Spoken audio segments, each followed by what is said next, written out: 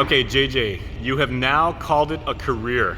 You're retiring from active fighting, but you're a business person. You are heavily involved in the community. You've always made community service part of who you are. Most importantly, you're a dad. So, what led to this decision, and how long have you been thinking about this? Well, I think it's in the back of every fighter's mind.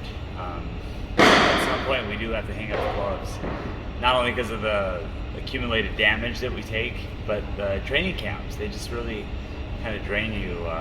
And there's a lot of life that I've missed out on. You know, I've skipped the family dinners and the fiestas that I would love to take part in, but being in fight camp so frequently, and then even having guilt over eating like a piece of pie or something, has always, you know, it's a lot of burden to bear. But the last straw for me, so I have 3 daughters now. My middle, Isabella, she's watching me pack my suitcase for this last trip. I had made a decision that I was going to do 1 month in Australia to prep for it. Man, so she walks up to me and looks at me with her big blue eyes and says, "Daddy, go airplane?" And it was such a simple phrase, but she knew what the deal was, that I was going to be gone, and it broke my heart. So I begrudgingly, I kept packing, but you know, I'm like fighting tears as I'm doing it, and I knew right then and there that was going to be my last one. So you've taken down dudes in weight classes different than your own. You've competed against fighters all over the world, and it's the tears of your daughter that actually broke you. It really was. You know, I've known nothing else since, you know, I was 12 years old.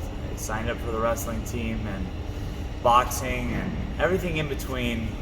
So I've been fighting, you know, more than half of my life, and training martial arts. It's always been a part of who I am. But I realized right then and there that like their lives are so much more important than mine, and I want to be a massive part. I want to be there for everything, and I don't want to miss a thing. Well, you're not quitting. You're just stepping away, and you're doing it for the right reasons. Correct. So like while I am stepping away from MMA, which has always been the most pressure, the most sacrifice, essentially, I'm still going to be actively competing. I mean, I have my newfound love of CrossFit. I have grappling. And I still want to go over to Thailand and try to win a Muay Thai belt. So JJ Ambrose fight record still could continue. You know, for those fans of yours who follow and everything like that, you know, keep up. Yeah, no, absolutely. I mean, the competitive drive is still going to be within me, and I'm not going to be hanging that up. And I don't think my wife or my daughters can fault me in that. I just won't be doing month-long stints in Australia ever again.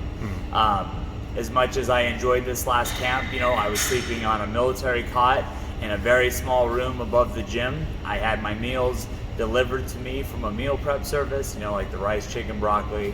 I'm ready to basically enjoy the fruits of my labor. Now, a lot of athletes, you know, when they reach like a certain age or they've got experience under their belt as you do, I mean, you know, you've made your money, you've acquired, fame and the respect of your peers. Do you plan to now maybe corner other athletes or teach or be more involved with other MMA? Because I know, you know, we're literally in your gym, and you know, you found great success in instructing other people in fitness. But do you want to also corner other MMA fighters and teach them the way? So over the years, I mean, I have mentored a lot of fighters. You know, even as a fighter, that's part of the process. Essentially, you instill whatever knowledge you have into the next generation, so that they get a little bit further ahead of you. It's almost like, you know, the ancestors, they paved roads through the jungle, or they took their machete and they cut through the bush, and so the next person that would do the same trail would have an easier time. So essentially, I will be doing that, but not to the degree of being able to call myself full-time MMA coach. I'll probably hire someone for that. I have a lot of things that I need to do at this point. I have a couple of business opportunities coming up, and I'm also looking to get into politics over the next couple of years. Very nice. In what capacity? I don't know, but Senator seems to be calling my name. I think there's a lot of things that I would like to help out with. I want to say change, but I know that any person that's ever got into politics thinking they're going to change the system has probably been very disappointed. But I think there's a lot of things that I can help with. There you go. Okay, so for people that only know you, either from Instagram or from news stories, and they know JJ Ambrose purely as an athlete, and maybe unfairly, they just say, okay, well, he's a jock and everything. Who is JJ Ambrose, the person, and now the Guamanian that you've become? Yeah, there's a lot of things that I want to try to help out with it within the community. No one should be going without power or water. Like the basic necessities of health. Like I feel like health is such a thing that we take for granted every day. Being in my gym, I'm surrounded by people that are either very healthy or on their way to, living a better lifestyle through health and fitness. And I think that's where I could touch a lot more people, and whether it's giving speeches or just inviting more groups of people to come in and just work out. Mm-hmm. And now you said, of course, you've had to sacrifice a lot. You've undoubtedly endured injury, pain. You said you missed out on a lot, but sports definitely has given back to you, tenfold and everything. So what has being involved in sports all these years, meant to you? And what words of wisdom would you pass down to like young people who are just getting started and they can make their dreams come true as you have? Yeah, so that's the thing. When you think about like the Michael Jordans and the Kobe Bryants, yes, they were given these God-given abilities to progress in their sport, but they still had to put in the hard work. They still sacrificed.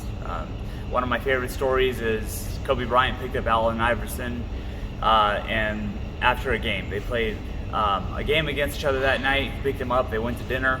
Afterwards, Kobe's dropping him off at his hotel. Allen Iverson asked him, he's like, "Hey man, I'm gonna go to the club. Do you want to go?" And he's like, "Nah, I'm gonna go to the gym." So there's something to be said about that. Like, if you're good, you could be great. All it takes is just a little bit of hard work, effort, sacrifice. You're not the guy going to the clubs. You're not the guy having a drink on the weekends. You're definitely not smoking cigarettes or vaping.